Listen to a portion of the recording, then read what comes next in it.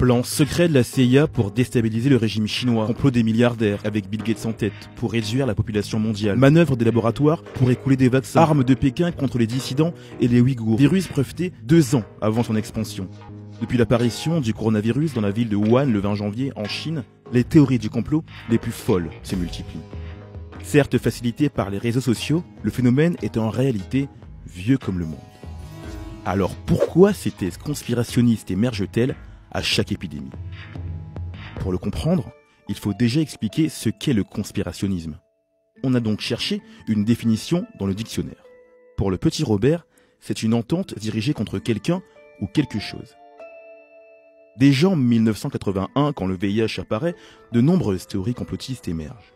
Parmi celles les plus reprises, le fait que la maladie serait une création des USA pour éradiquer la population homosexuelle. Ebola, une maladie inventée par les Blancs pour tuer des Noirs.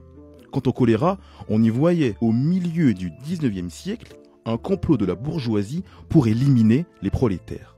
Et on peut comme ça remonter jusqu'à la peste noire de la moitié du XIVe siècle, qui emporta près d'un tiers du continent européen. On accuse alors les Juifs d'avoir propagé la maladie pour décimer les chrétiens.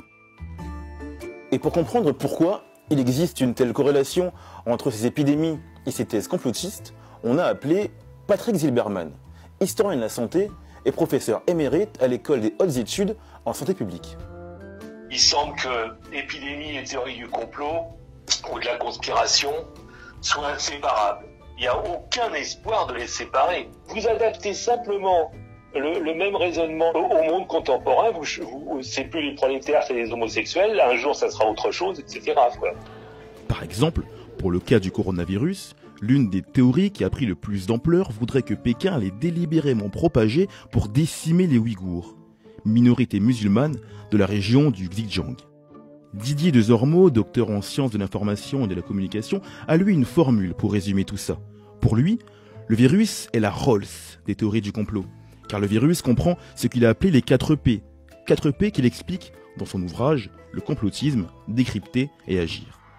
À savoir le pouvoir, qui comprend pêle-mêle les États-Unis, les laboratoires pharmaceutiques, et puis aussi parfois les Chinois et très souvent Israël, la planète, dans la mesure où le virus touche plusieurs pays, le physique, puisque le virus impacte directement la santé, et enfin la panique, parce qu'on ne peut identifier clairement les origines de ce virus et qu'il se propage sans qu'on puisse forcément l'endiguer.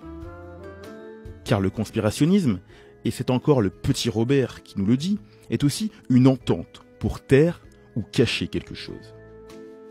Le travail du scientifique, c'est précisément d'essayer de tester hypothèse après hypothèse jusqu'au moment où l'hypothèse paraît solide. Contrairement à la science qui fait le tri justement entre les différentes hypothèses, les théories du complot ne font aucun tri, rien ne doit rester sans raison. Et si l'explication n'apparaît pas, ça n'est pas qu'elle n'existe pas, c'est tout simplement qu'on la cache.